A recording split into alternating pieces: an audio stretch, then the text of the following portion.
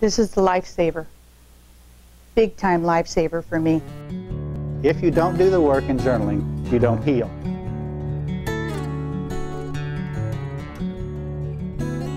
The religious song is Un día a la vez. Go for it. Un día a la vez. Do it with a smile. Fight.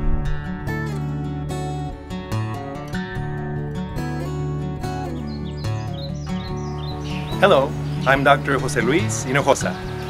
You know, according to the American Cancer Society and the Texas Cancer Registry, out of the 1.5 million Americans that were expected to be diagnosed with cancer last year in the US, more than 500,000 of them were expected to die. That's more than 500,000 children, parents, grandparents, friends, gone. In 2011, more than 100,000 new cases of cancer were expected to be diagnosed in Texas. Of those, over 38,000 were expected to die as well. That's the equivalent of a typical small town in your state, completely wiped out. According to research, Texas ranks 4th in the nation for most new cancer cases and 3rd for most cancer-related deaths. Creative Journal Expressive Arts, a program developed by psychologist Lucia Capacchioni, enables people to get in touch with their feelings and well-being through creative and educational tools. In 2011, this program was introduced to cancer survivors in South Texas, thanks to the support of a local oncology clinic. And the results were simply amazing. Let me show you what Creative Journal Expressive Arts is doing for many cancer survivors in South Texas, and what this program can do for you. Enjoy. My name is Lynn Ramirez. I am a therapeutic foster parent and I'm 60 years old. I live in McAllen and I have 2 daughters. So when I was diagnosed in 2010 on my birthday, I was very fearful, very scared. I went through all of the treatment that I needed to go through. I finished that. About 7 months later, I was told that I needed a chest x-ray. Devastated, I reclused myself, would not come out of my room. When I did come out of my room, it was only to eat. Stayed away from family, friends, would not talk. I'm Maria A. Gonzalez, and I am a professional teacher. I've been teaching for 34 years.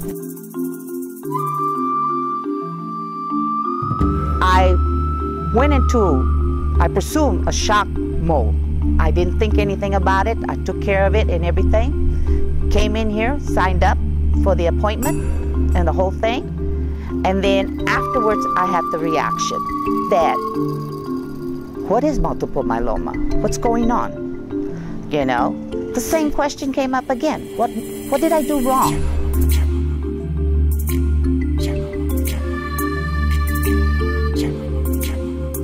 Now I have another cross to carry.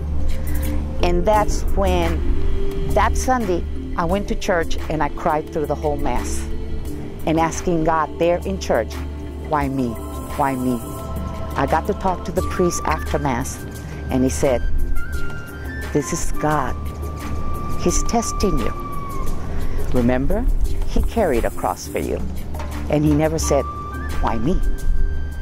And that's when it hit me, that I did not have any control over my life. God did.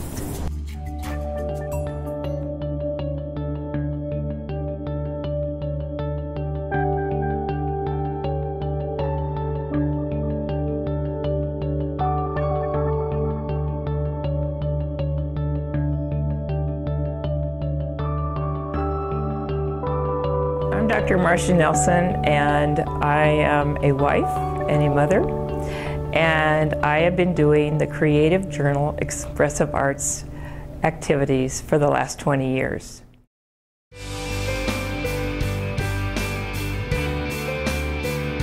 We call it the journey of healing. Each one of the patients that have come with cancer have found a new inner peace, tranquility, and a love for themselves. And through this, we've seen some very strong healing results. All of us who are survivors in doing this depend a lot upon the journaling portion. If you don't do the work in journaling, you don't heal. But you'll also notice our journals are kind of unique in that there are no lines. I noticed that some of the patients come in very apprehensive, very sad, and as if life is going to end because of their sentence with the disease. And there are many times tears and really withdrawn. And as they do this work, just within the hour and a half, they start to perk up and they start to feel happier. And we start off with always music. And we do a little bit of body movement. And I see in the beginning, people are very stiff. They're just robotic. They hardly can move to the music. And as the weeks go by, they are so animated and they're silly and they're really having fun. And as the artwork progresses, I see very sad, dark colors being used. And as we go about in 3 or 4 weeks, I see brighter colors and I see smiles on faces they draw. I see clay pieces that have a lot of animation, and it's very, very fun for me as a facilitator to see that personal growth. And they tell me how much better they feel. What the workshop did for me, it gave me the tools of how to handle whatever comes into your life, regardless if it was cancer or whatever. And it helped me work through those issues. What we do use is a journal that has no lines, and we basically answer 4 questions. Who am I? How do I feel? Why am I feeling this way? And what can I teach you? The importance of living is giving information to other people about your cancer, living for your family, making them happy, not making them sad and feeling bad because you have cancer. That's the worst feeling I have to give to my daughter. I only have 1 daughter. I have 2 grandchildren and my mother alive right now and 2 brothers. I don't want to leave them seeing me with a sad face and crying and moaning. No.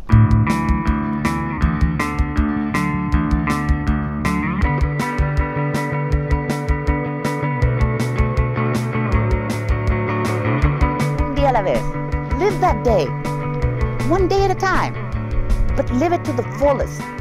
And cancer patients can live it to the fullest, just like any normal person.